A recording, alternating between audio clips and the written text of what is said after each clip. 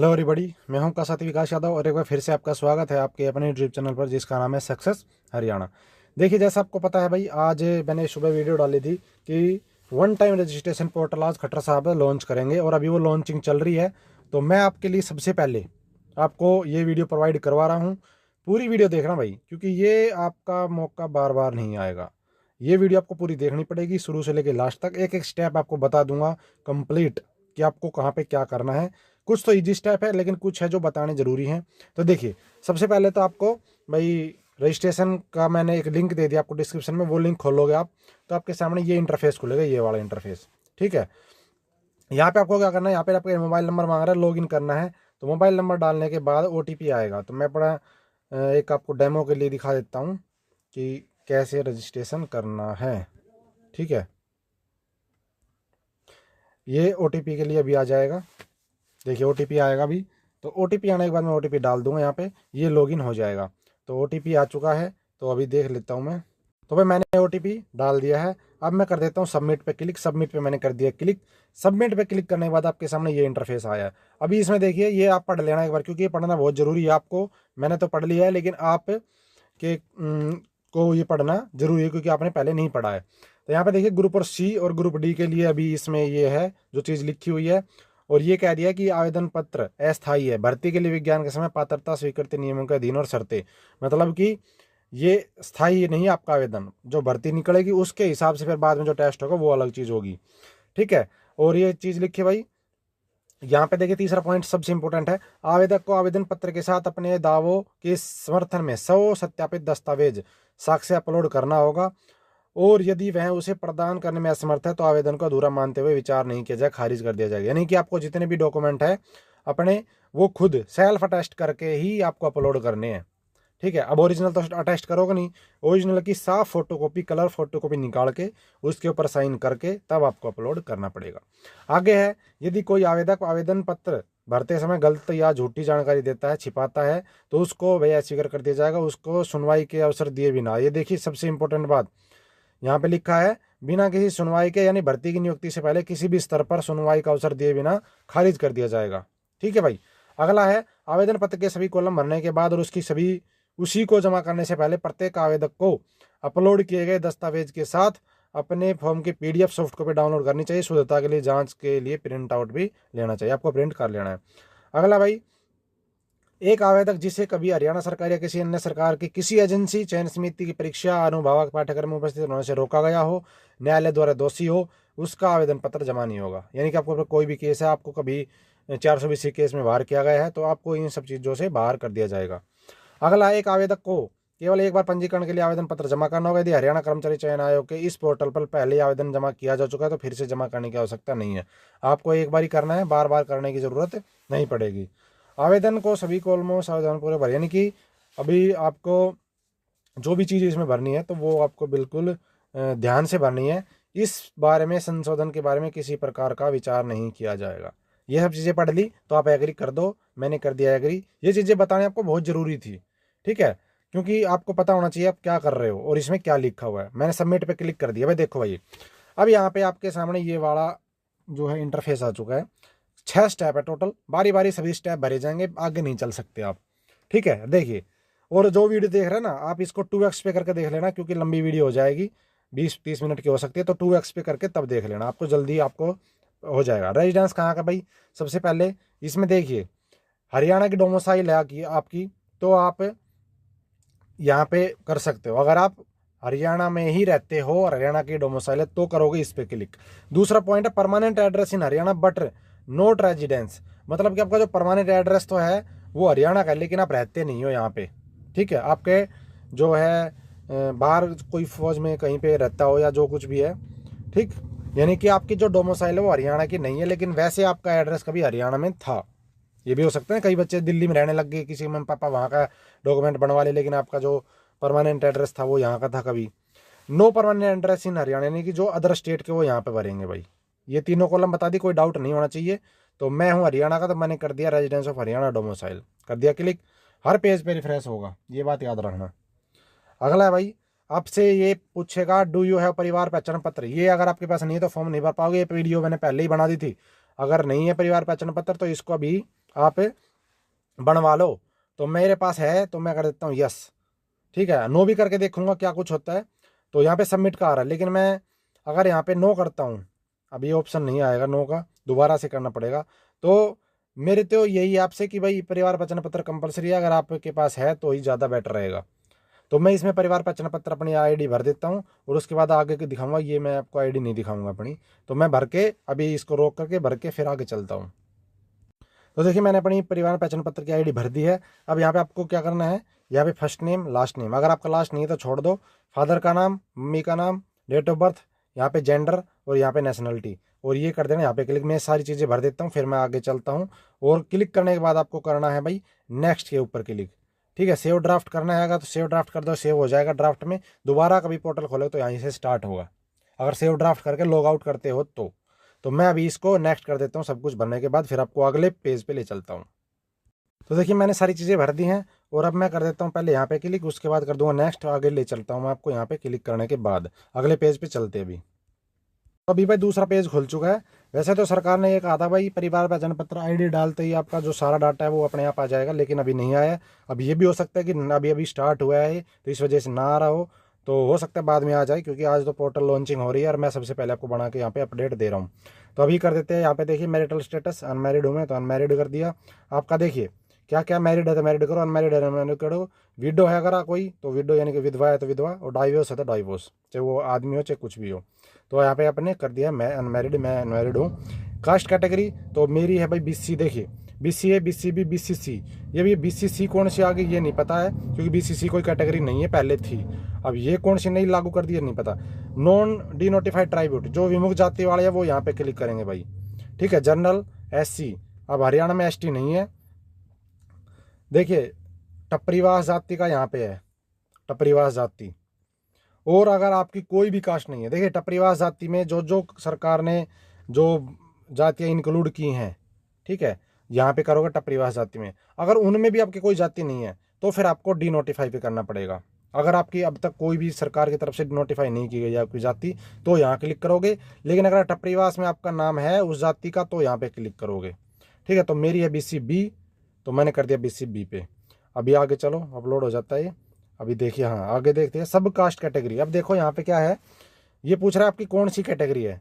तो देखिए अहीर, गुज्जर, लोधा। अब यहाँ पे भी आप चेक कर सकते हो, आप जैसे ऊपर वाली जैसे देखिए, अगर मान लो यहाँ पे अभी चेक भी कर लेते हैं डिनोटिफाइड ट्राइब्यूट, इसमें कौन कौन सी अभी पता चल जाएगा। देखो कोई नहीं है इसमें क्योंकि ये नहीं है, लेकिन टपरीवास में देखो, अब टपरीवास में कौन कौन सी कास्ट सरकार मानती है, तो इससे आपको अंदाज़ा हो जाएगा कि इसमें भी कोई जाति अभी रिकॉर्ड फाउंड नहीं हो रहा है, क्योंकि इसमें या तो भाई पता नहीं क्यों नहीं डाला उन्होंने। तो BCB में डालते हैं तो आ जाता है सब कुछ।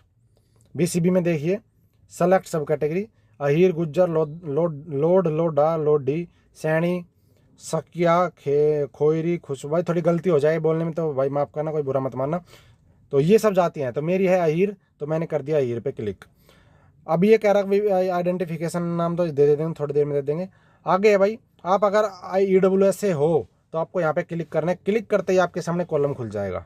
देखो मैं नहीं हूँ वैसे, मैं दिखा रहा हूँ सिर्फ करके। ये पूछ रहा है सेक्शन हो यस और नो, तो मैं तो नहीं हूँ, तो मैं यहाँ से इसको हटा दूंगा। इंस्ट्रक्शन पूछ रहा है आपके पास है या नहीं है। अगर एक्स सर्विसमैन हो तो यहाँ पे क्लिक कर देना, एक्स सर्विसमैन यस और नो का ऑप्शन आ जाएगा। तो मैं कर देता हूँ नहीं। अभी देखते क्या कुछ होता है, चेंज होता है नहीं। ना ना ना ना ना, ना। ये थोड़ा बैक करना पड़ेगा भाई मेरे को, क्योंकि ये मैंने कर दिया क्लिक, अभी ये ठीक नहीं हो रहा है। चलो फिर बाद में करके कंप्लीट फिर देखते हैं। अभी देखिए यहाँ पे आपको कोई भी अपनी बॉडी के ऊपर कट, तिल, जो भी आपके फेस पे, हाथ पे, कहीं पे वो कर देना। एक्स सर्विसमैन जो है वो यहाँ पे क्लिक करेंगे इस पे, उसके बाद आपके पास यस का ऑप्शन यहाँ पे आ जाए जैसे इसमें आया था। ठीक है, लेकिन जो EWS के नहीं है उसको यहाँ पे क्लिक ही नहीं करना है। मैंने तो करके देखा था सिर्फ EWS के लिए, आपको यहाँ पे क्लिक ही नहीं करना है EWS में अगर आप नहीं हो तो। ठीक है भाई, और शायद करना भी पड़ जाए लास्ट में, क्योंकि ये जब देखेंगे लास्ट में, जब ये इसको सबमिट करेंगे ना तब देखेंगे कि ऑप्शन क्या आता है, क्योंकि मेरे हिसाब से करना पड़ेगा, यस और नो तो बताना पड़ेगा इसमें। तो चलो आगे चलते हैं। ये पूछ रहा भाई आप डिसेबल हो यस और नो, तो यस है तो यस, मैं नो हूँ तो मैं कर दूंगा नो, ये नो। अब देखिए कैटेगरी पूछेगा, यस करोगे तो कैटेगरी खुल जाएगी। देखो अगर यस करते हो तो आपके सामने सारी कैटेगरी खुल गई। ये देखिए कैटेगरी, ये पूछ रहा किस कैटेगरी से, ऑर्थो, विजुअल, स्पीच, मेंटली या कौन सी, ऑटिज्म जो भी है। अगर आप ऑर्थो पे करते हो, जो भी आपकी है अपना देख लेना, तो सब कैटेगरी आएगी। फिर सब कैटेगरी में पूछ रहा है ऑर्थो में कौन से हो भाई, एसिड अटैक, बोर्न आर्म्स या बोथ हैंड्स, बोथ लेग्स, जो भी है आपकी वो यहाँ पे। अब की बार गलती नहीं होगी इन चीज़ों में, क्योंकि ये पता नहीं चलता था पहले कि कौन सी कैटेगरी किस में आती है। तो मैं, और डिसेबिलिटी पूछेगा कितनी परसेंटेज है, 40 से कम, 40, 50, 60, ये जो है आपकी डिसेबिलिटी भर देना यहाँ पे। आगे है सर्टिफिकेट का नंबर का, और किसने सर्टिफिकेट इशू करी उसका नाम पूरा। जैसे सिविल सर्जन गुड़गांव है तो गुड़गांव सिविल सर्जन, जो भी यहाँ का है, जो जिसने भी इशू किया है, पीजीआई रोहतक है, जो भी है वो यहाँ पे कर देना पूरा, किस दिन इशू हुआ, और उसकी अपलोड करनी पड़ेगी यहाँ पे। 500 KB तक अलाउड है आपकी, ठीक है, 500 KB। और देखिए ओनली PDF फाइल, PDF में बना के करना है आपको ये सब अपलोड यहाँ पे, ठीक है। तो PDF में करने के बाद मैं कर देता हूँ यहाँ पे नो, मैं नहीं हूँ तो मैं कर दूंगा नो, सारे कॉलम बंद हो जाएंगे अपने आप। अब चलते आगे, यहाँ पे आ जाओ। अब देखिए ये पूछ रहा है स्पोर्ट्स पर्सन हो आप या नहीं हो। सबसे पहली बात, नई ग्रेडेशन आपकी होनी चाहिए। यहाँ पे देखिए मैं कर देता हूँ, अगर मैं नहीं हूँ लेकिन यस करके देखते क्या क्या ऑप्शन आते हैं। यस कर दिया मैंने भाई, मैं हूँ स्पोर्ट्स पर्सन। तो अब देखिए सर्टिफिकेट कौन सा आपके पास, मान लो आपके पास C सर्टिफिकेट है ग्रेडेशन का, सर्टिफिकेट का नंबर डालो, किस दिन इशू हुआ वो डालो, और PDF में 500 KB तक की फाइल अपलोड करो, ठीक है। तो मैं नहीं हूँ तो मैं कर देता हूँ नो। और भाई C ग्रुप की भर्ती है तो C ग्रेडेशन चलेगा, D की भर्ती है D ग्रेडेशन चलेगा, B की है तो B चलेगा, लेकिन D की भर्ती है तो C का चल सकता है क्योंकि वो ज़्यादा वाला है। जिस पोस्ट पे अप्लाई कर रहे हो उससे ज़्यादा की कोई भी क्वालिफिकेशन होती है तो वो लो में चल जाती है, लेकिन अगर लो क्वालिफिकेशन है और हाई में अप्लाई करते हो तो नहीं चलता है। आगे भाई FIR अगर आपके पास है तो भर देना, ठीक है, आपको नो ही रखना है। अगर आप FIR ही होगी तो फिर फार्म आगे नहीं भर पाओगे, आगे रिजेक्ट कर दिया जाएगा आपको, तो नो ही रखना है इसको। तो आगे भाई डिस्क्वालिफिकेशन डिटेल्स, अगर आपको कभी किसी ने डिस्क्वालीफाई किया है, मतलब आपको कोई भर्ती में थे आप, आपके ऊपर कोई 420C का केस लगा के आपको सरकार ने नौकरी से निकाल दिया, जो भी केस है अगर आपका, तो आपको यस करना पड़ेगा, नहीं है तो नो रखना। नो ही रखोगे तो बेटर है। एज, एज पूछ रहा है कितनी आपकी, तो मेरी एज है भाई अभी अगर बात करो तो 24 ही है। इंटरेस्टेड, ये कह रहा है कि इंटरेस्टेड जॉब कैटेगरी, आप कौन सी कैटेगरी में जॉब के लिए इंटरेस्टेड हो, C में या D में, या ग्रुप C या D दोनों। तो आप दोनों के लिए करो तो मैं दोनों के लिए कर देता हूँ क्लिक। अब देखो मैं वहाँ पे जो चीज़ रह गई थी मेरी वो भर देता हूँ, फिर आपको आगे ले चलता हूँ। हाँ ये आइडेंटिटी मार्क है, मैं भर देता हूँ, फिर आगे चलता हूँ। तो देखिए आपको यहाँ पे नो ही करना है और यहाँ पे भी नो करना है। यहाँ पे क्लिक करने के बाद जैसे क्लिक करोगे अपने आप कॉलम बंद हो जाएगा, ठीक है। अब मैं कर देता हूँ इसको भाई, सबमिट कर देता हूँ मैं। यहाँ पे क्लिक कर दिया मैंने, यहाँ पे क्लिक करके सबमिट कर दो। जो आपकी एज है वही भरनी है, ज़्यादा नहीं भरनी है। आप 25 का जैसे मैं कंप्लीट हो जाऊँगा, लेकिन अभी हुआ नहीं तो मैंने 24 ही भरी है। अब कर देते भाई नेक्स्ट, नेक्स्ट पे क्लिक कर दिया मैंने। अब देखिए आगे क्या आता है। अब देखो यहाँ पे कह रहा है कि कोई रिकॉर्ड फाउंड नहीं हुआ है, क्योंकि अगर अभी फॉर्म भरोगे यहाँ पे तो आपकी जो डिटेल्स है वो ऑटोमेटिक आ जाएंगी बाद में, अभी नहीं आएगी। तो ये तो मैं भर के दिखा रहा हूँ। बाकी फैमिली आईडी जैसे डाली तो आपकी क्वालिफिकेशन जो आपने फैमिली आईडी में डलवाई वो यहाँ पे आ जाती, तो यहाँ पे नहीं आई। तो मैं देख लेता हूँ कि क्या है। डिड यू पास, ये पहले तो करते हैं ऐड एजुकेशन क्वालिफिकेशन, क्योंकि ये एक ऑप्शन पता है क्यों दिए, देखो मैं अभी बताता हूँ ये ऑप्शन क्यों दिए हैं। आप बोलोगे सर ऑप्शन तो देने का फायदा क्या जब वो है। देखिए जो अदर स्टेट के बच्चे जिनकी फैमिली आईडी नहीं बनेगी उनको तो अपनी क्वालिफिकेशन मैनुअल भरनी पड़ेगी, लेकिन जो हरियाणा के उनकी ऑटोमेटिक आ जाएगी, ठीक है।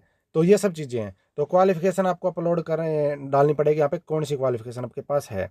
यहाँ पे देखिए पहले एजुकेशन डालनी है भाई। आप मैक्सिमम क्वालिफिकेशन क्या है मेरी है, ग्रेजुएशन पर मैक्सिमम, मैंने कर दिया ग्रेजुएशन, ठीक है। और इसके बाद है भाई रिजल्ट स्टेटस, आप अवेटेड हो या पास हो, अपीयर हो, जो भी हो। तो मैं पास हूँ, जो अपीयर है 2021 में अभी पास होगा, चाहे आपकी पोस्ट ग्रेजुएशन हो चाहे कुछ भी, अपीयर में हो तो अपीयर कर देना। यूनिवर्सिटी या बोर्ड, तो मेरी यूनिवर्सिटी में भर देता हूँ इसमें। वैसे ऑप्शन भी आ चुका है, देखो कौन कौन सी यूनिवर्सिटीज़ का नाम है। तो मेरी तो भाई महर्षि दयानंद यूनिवर्सिटी रोहतक है, तो हम जाते हैं M के ऊपर। बाकी इसमें देख लेना मोस्टली यूनिवर्सिटी का नाम मिलेगा जहाँ जहाँ पे आपकी है, चाहे वो कहीं पे देखिए एक प्राइवेट हो चाहे सरकारी हो। जो यूनिवर्सिटी यहाँ पे UGC से मान्यता प्राप्त है उनका नाम मिलेगा, अगर इसमें नहीं है तो फिर आगे मुश्किल हो सकती है आपके लिए।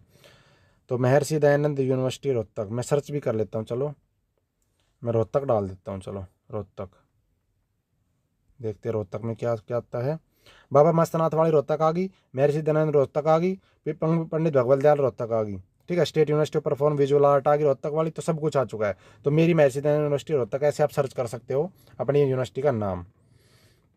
ठीक है भाई। अब पूछ रहा है डेट ऑन मार्कशीट, मार्कशीट के ऊपर डेट कौन सी है। देखिए मार्कशीट के ऊपर आपको दो डेट मिलेंगी, एक तो मिलेगी रिजल्ट डेट, एक होती है इशू डेट। तो देखना जो डेट बाद वाली है वो आपको भरनी है, क्योंकि रिजल्ट पहले आता है, मार्कशीट बाद में छपती है।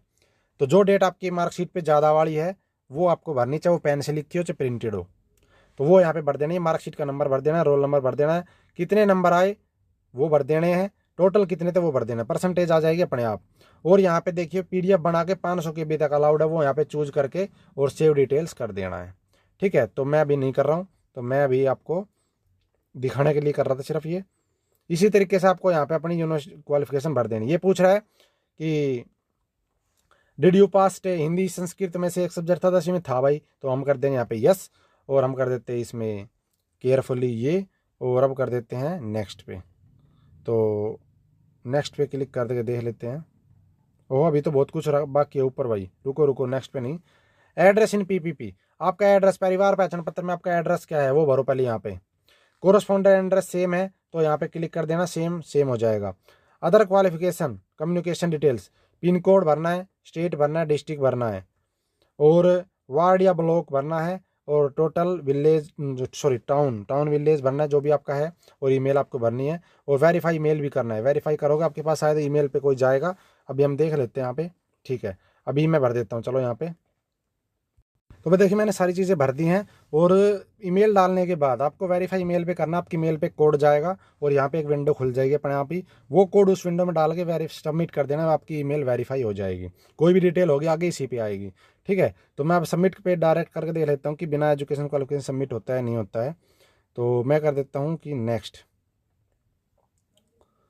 नेक्स्ट कर दिया है मैंने, और ये क्या बोल रहा है, हाँ हो गया है वो नेक्स्ट। और अगर मैं बैक भी करता हूँ तो बैक भी चला जाएगा, मेरे सबसे एडिट थोड़ा जाना चाहिए क्योंकि अभी फाइनल सबमिट नहीं किया मैंने। ठीक है हाँ हो जाएगा, और यहाँ पे क्वालिफिकेशन ऐड कर सकते हो। ठीक है तो नेक्स्ट पे कर दिया भाई। अब नेक्स्ट पे करने के बाद देखिए अभी आपसे कुछ चीज़ें और कह रहा है ये, कि ये कह रहा है भाई फोटो टाइप, फोटो क्या है आपकी लेटेस्ट पासपोर्ट साइज फोटोग्राफ है, और ये कर देना पहले, ये फोटोग्राफ करते हैं अपलोड, और फोटोग्राफ अपलोड करने के बाद ये कर देना है। ठीक। उसके बाद आपको क्या करना है, ऐड इमेज करना है, फिर दोबारा से ये ऑप्शन खोलना है। तो मैं चलो कर देता हूँ फोटो अपना, लेकिन ये करना है जेपीजी में, 500 KB से कम हो, तो मैं कर देता हूँ एक बार। तो देखिए मैंने अपनी इमेज ऐड कर दी है, देख लो इमेज ऐड होगी ना। अब क्या करना है आपको, अब दोबारा से इस पर क्लिक करो, और यहाँ पे देखिए ये साइन मांगेगा, अपलोड साइन फोटोग्राफ, साइन का करना है आपको, और यहाँ से चूज करनी फाइल दोबारा से, और ऐड इमेज पे क्लिक कर देना, आपके साइन आ जाएंगे। अभी मैं कर देता हूँ। तो भाई मैंने दोनों चीज़ें कर दी हैं, फोटो भी साइन भी इस तरीके से आपको करना है। पहले तो यहाँ पे आपको भाई फोटो जो भी सेलेक्ट करोगे वही चीज़ आ जाएगी, कोई दिक्कत नहीं है, वही अपलोड करनी है आपको। तो 500 KB से कम होनी चाहिए जेपीजी में, ये पीडीएफ नहीं चलेगी। तो मैं सबमिट करके आगे चलता हूँ, आपको स्टेप 5 दिखाता हूँ। तो देखिए ये सब करने के बाद आपको यहाँ पे क्लिक करना है, तभी आपको आगे नेक्स्ट पे क्लिक करना है। तो मैं कर देता हूँ अभी इसको। अब आ गया भाई सबसे मेन काम, सोशियो इकोनॉमिक क्राइटेरिया।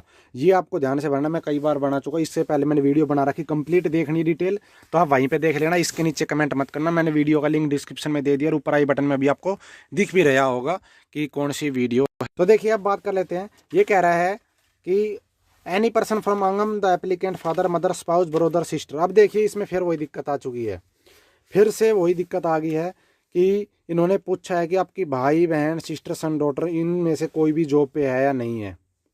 ठीक है पहले सिस्टर वर्ड और डॉटर वर्ड हटा दिया था जो भी भर्ती आती थी उनमें, लेकिन इसमें फेर कर दिया, फिर इसके ऊपर डाउट हो गया है भाई। तो अब इसका क्या इलाज होगा, तो इसका इलाज यही है कि भाई अभी थोड़ा वेट करना, जब आपका ये ढंग से स्टार्ट हो जाए तब देखते कोई चेंज में इसमें होता है नहीं होता है। अगर चेंज नहीं हुआ तो फिर भाई आपको यहाँ पे लिखना ही पड़ेगा, जो आपका एक्चुअल है सिस्टर या डॉटर में से जो भी आपकी जॉब पे है वो लिखना पड़ेगा, फिर उसका कोई चारा नहीं रहेगा। मेरे हिसाब से इसको चेंज करेगी सरकार, क्योंकि ये जब भर्तियों में इसको ऑफिशियली हटा दिया गया है, लेकिन अभी इसमें ऑप्शन यही दिया है, तो इसके ऊपर डाउट हो गया सभी को। अब कमेंट मत करना क्या करें, वेट करना थोड़ा कुछ दिन, जब लास्ट डेट आएगी तो उससे पहले फॉर्म भरवा दिया जाएगा आपका, चेंज हो गया तो। ठीक है तो ये कह रहा है कि जॉब है या नहीं है, तो हमें करना है कि भाई, और देखिए जो रिटायर वगैरह राशन कार्ड अलग है, ये सब चीज़ें इसमें नहीं चलेंगी। मैंने वीडियो ऑलरेडी बना रखी है, ज़्यादा डिटेल आपको उस वीडियो में मिलेगी जो अभी आपको ऊपर आई बटन में दी थी और नीचे डिस्क्रिप्शन में लिंक है। तो यहाँ पे देखो, अगर आप यहाँ पे करते हो कि आपके घर में कोई any person among the yes और नो, अब इसमें यस करते हैं तो देखो ऑप्शन खुलते हैं।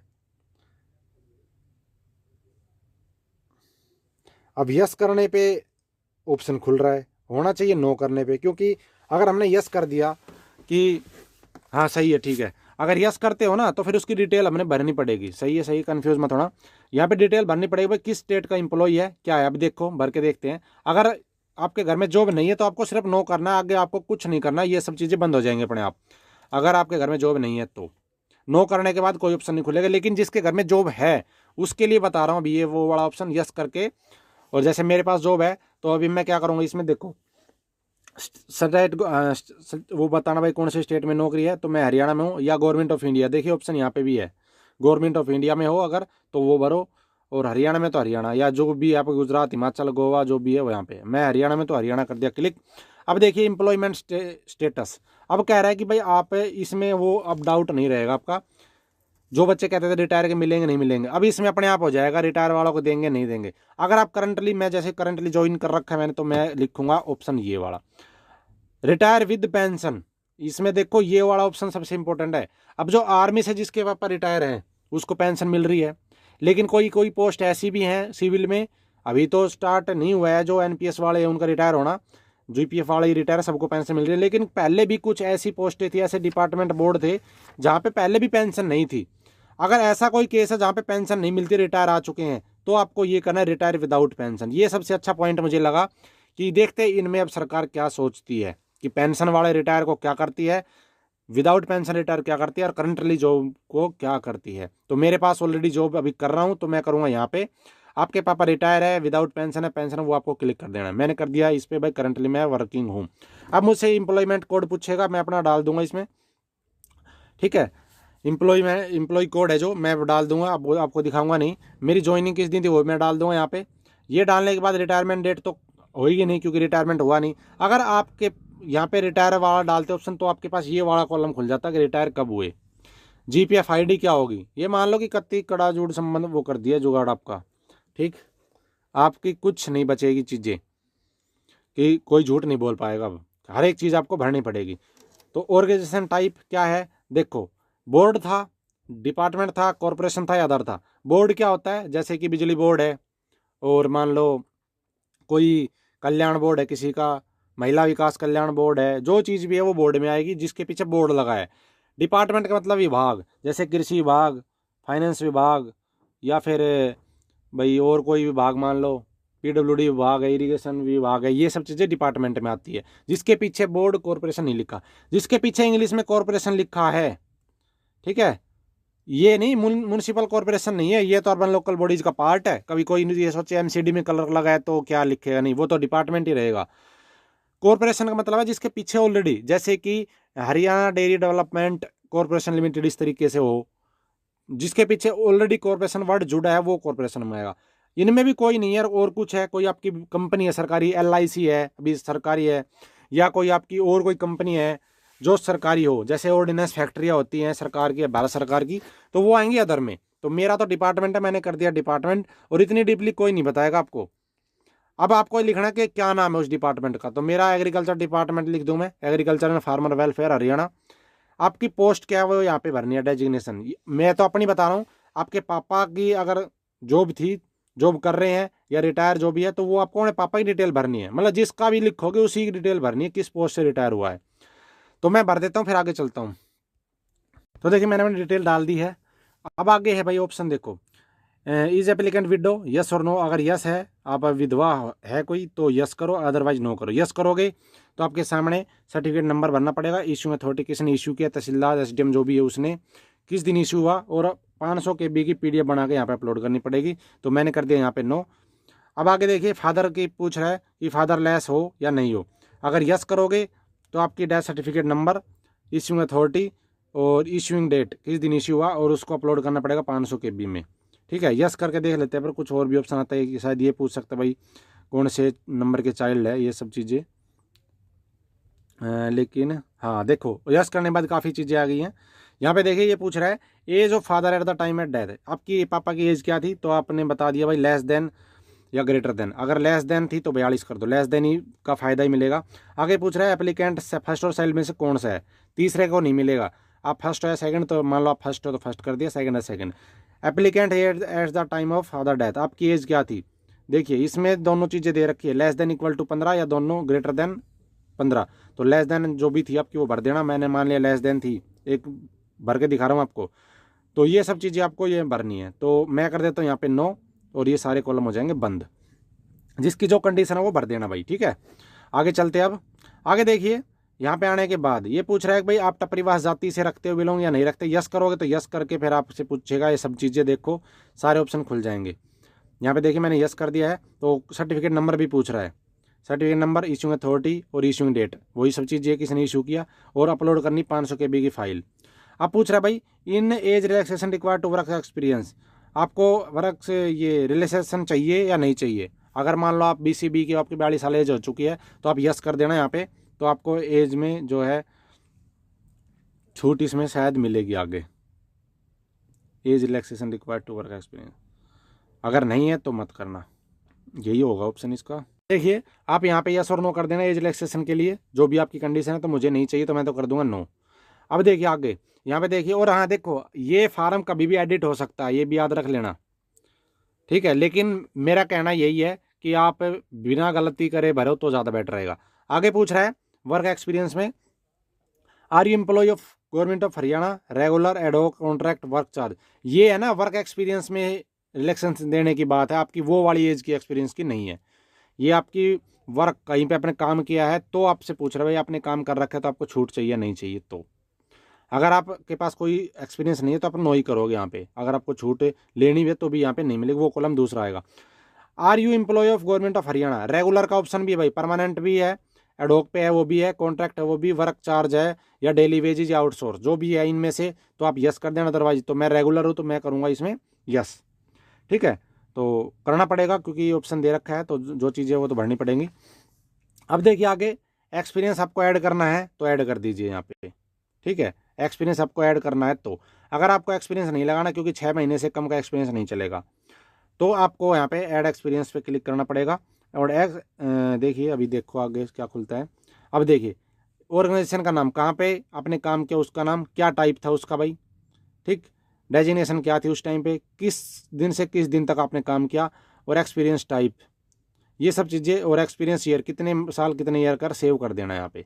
तो ये चीज़ें एक्सपीरियंस के नंबर लेने के लिए काम आएंगी। तो इसको मेरे पास कोई एक्सपीरियंस अभी नहीं है ना मैं लगाना चाहता, तो क्लोज कर देता हूँ मैं इसको, बाद में लगा दूंगा अगर जरूरत पड़ेगी तो कभी, बाकी अभी नहीं लगा रहे। पहले ऑफ सबमिशन ऑफ एप्लीकेशन, ये जो फॉर्म भर रहे हो किस जगह पे आप फॉर्म भर रहे हो, तो मैं ज़्यादातर अपना जो आपका घर का गांव का एड्रेस है वो डाल देना, या कोई शहर आपके नज़दीक उसका डाल देना। तो मैं यहाँ पे डाल के और केयरफुली यहाँ पे क्लिक करके करता हूँ मैं आगे ये सेव ड्राफ्ट। तो ये देखिए अभी एरर आ गया भाई। तो देखिए अभी भाई इतना ही फॉर्म भरा गया है क्योंकि इससे आगे भी एरर आ रहा है जैसे ही सेव, क्योंकि यहाँ पे नेक्स्ट का ऑप्शन नहीं आ रहा, क्योंकि हो सकता है अभी पोर्टल पूरा तरीके से लॉन्च ना किया गया हो, स्टार्ट नहीं हुआ, क्योंकि यहाँ पे नेक्स्ट आएगा तब आगे प्रोसेस होगा। अभी नेक्स्ट का ऑप्शन नहीं है, और हो सकता है भाई बीच में मैंने जो डिटेल खाली छोड़ी उसकी वजह से नेक्स्ट का ऑप्शन है, क्योंकि आगे पेमेंट होगी बस अब, ठीक है। तो ये सब चीज़ें थी भाई इसके बारे में, अब और कुछ नहीं बचा, मोस्टली चीज़ें मैंने बता दी हैं। तो अब अपना ध्यान से भरवाना, खुद भरो चाहे आप किसी से भरवाओ, लेकिन ध्यान से भरना, यही रिक्वेस्ट आपसे। आपने यहाँ तक वीडियो देखी, धन्यवाद। और जैसे ही ये पूरा स्टार्ट हो जाएगा कम्प्लीटली फिर आपको समझा देंगे एक बार। तो तब तक के लिए नमस्कार, जय हिंद, जय भारत, जय हरियाणा। सब्सक्राइब कर लेना चैनल को, इससे बढ़िया चैनल आपको हरियाणा में कहीं नहीं मिलेगा।